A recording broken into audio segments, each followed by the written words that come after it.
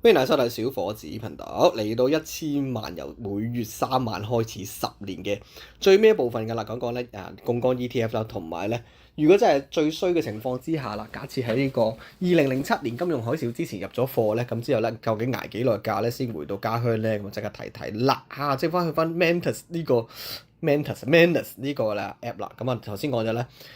QQQSPY 唔同嘅策略同埋唔同嘅投入金額嘅回報㗎啦，咁今次咧就想講咧 TQQQ 啊，就問咁 TQQQ 喺之前嗰10年買落去個回報如何啊？TQQ 係3倍槓桿啦嗰次啊，極之大波幅同埋極之大嘅風險㗎啦，咁啊哇冇光點得啊？喂，光少少啊大佬，寧願食多啲電。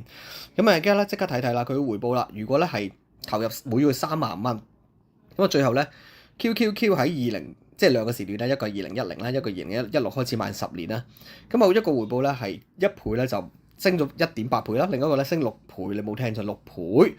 咁啊暴利嘅代價咧當中咧就話試過咧2022年大跌80%啊，你冇聽錯，即係如果由2000萬嚟講咧，即刻跌到落400萬啊。咁呢個咧唔係好多人能夠承受到嘅。咁我覺得有個計劃嘅，我就係當呢個。普通時段啊，即係好似我哋呢段時間啦，唔係好升唔係好跌，跟住流動性升啦，我覺得買少少無妨。咁但係咧，如果到呢個超級極端嘅情況啦，我俾大家望望呢個位置，即係呢個釘頭錘嘅嘢釘落嚟咧，呢個位置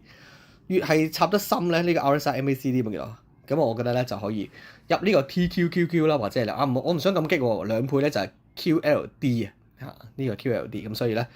亦都同大家講咗啦，咁啊2倍槓桿咧就更加優異嘅，因為咧嗰個越係嗰個槓桿大咧，嗰個叫做折損啦，同埋嗰個叫做追蹤誤差啦，會差好多嘅，咁所以咧計算過咧，中間係最正喎，你見到187啦、423啦，同埋600幾啊，相差咧其實咧2倍槓桿回報係最好啦，同埋咧嗰個叫做所承受到嘅最大風險咧就跌1半，你有冇聽錯？即係話 TQQQ 最多跌80%，而呢個QLD 咧跌50%，而普通嘅 QQQ 咧跌30% 嘅，咁呢個咧就係佢有寫啦呢度，咁所以咧你能夠承受到邊一個咧？我個人認為就唔好而家買嘅，而家咧淨係適宜買最低嘅啫。QQQ， 咁啊大致上就係咁啦。咁啊頭先咧叫佢綜合咗咁多個策略啦，咁啊究竟邊個策略最好咧？咁啊最好係一鑊過，你冇聽錯，唔係最好係 MACD 喎。日線黃金交叉咧每次買入50萬，咁啊回報咧係514，一次過買落去咧505啦，都幾好。咁啊同埋 RSI 炒底咧都4145嘅，咁所以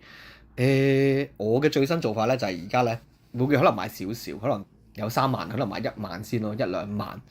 跟住就跌得越多嘅時候咧，就唔係買得越多，可能甚至乎買呢個槓桿嘅2倍啦，就唔買3倍啦。咁啊，除非好似上年關稅戰咁咧，就買 TQQ 嘅3倍嘅啦。咁呢度咧就係佢嘅諗法。咁如果不幸咧喺呢個2007年咧，2007年55蚊啊，即係呢度俾大家望望，07年。呢個位置買咗落去，咁啊一夜切最多插幾多咧？55蚊咧最多插落去咧，試過25跌一半㗎。咁啊捱幾耐啊？呢個咧07年咧10月捱到咧呢個叫做哇捱3年喎要，咁所以唔係咁容易捱嘅。咁但係咧佢最後咧，如果咧真係有呢個叫做定投嘅信心啦，咁啊開始或甚至乎冧心買落去咧，你都要預咗捱3年。咁呢個咧就係佢嘅。但係想當年咧流動性跌緊，有幾多啊？流動性黃色嗰度，等陣先，整緊嘢，整緊嘢，整緊